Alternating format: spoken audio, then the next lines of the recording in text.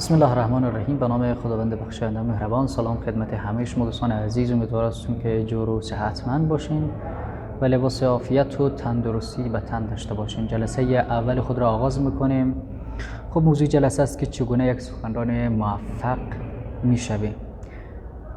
ما با چه راهکارهایی میتونیم این موفقیت را به اتمام برسانیم که یک سخنران موفق شویم. خب دو راه وجود دارد که ما یک سخنران موفق شیم. اول که باید از طریق آموزش ما آموزش ببینیم که چگونه میتونیم یک سخنران موفق شویم و دیگر در پشت از آموزش هایی که به عقب آموزش ما باید تمرین داشته باشیم. یه سری تمرین ها هست که ما باید حتما انجام بدهیم و این تمرین ها لازمه موفقیت ما هست. اگر ما تمرین نداشته باشیم ما موفق شده نمیتونیم در این راستا. خب یه سری تعاریف دارد. ما میخوایم که سخنرانی داشته باشیم در جمع و بتونیم یک موفقیت داشته باشیم در سخنرانی و ای که فن بیانی ما بالا برود. در اوایل ما باید تعریف و یه سری تعریف هایی هست از سخنرانی و فن بیان که ما باید بدونیم که چه تعریفات سخنرانی و فن بیان از خود دارد.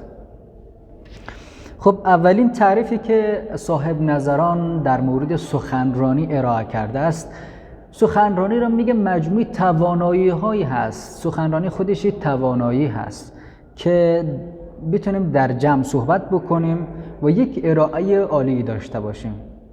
یک توانایی است که بتونیم در جمع یک ارائه عالی داشته باشیم. این تمرین ساده از سخنرانی هست.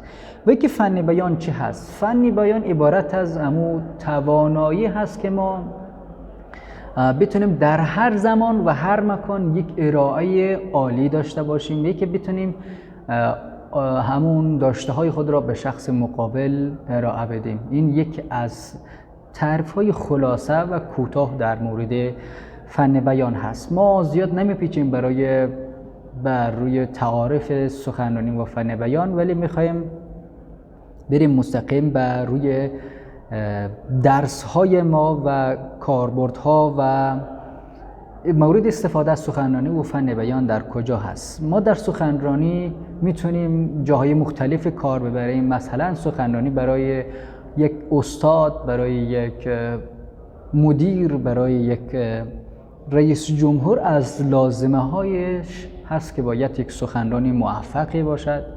شما میدونیم که هر رهبری که در جهان هست حتما او یا هم فن بیان داشته و هم یک سخنرانی عالی داشته است.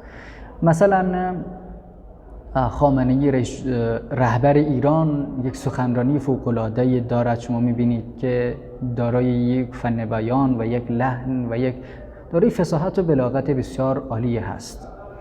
و همچنان رهبرای دیگر جهان عبارت از هتلر میبینید که دارای یک فن بیانی بود که با سخنرانی خود مخاطبین خود را به وجد می آورد و آنها را پر از احساس و شور در آنها برمی انگیخت.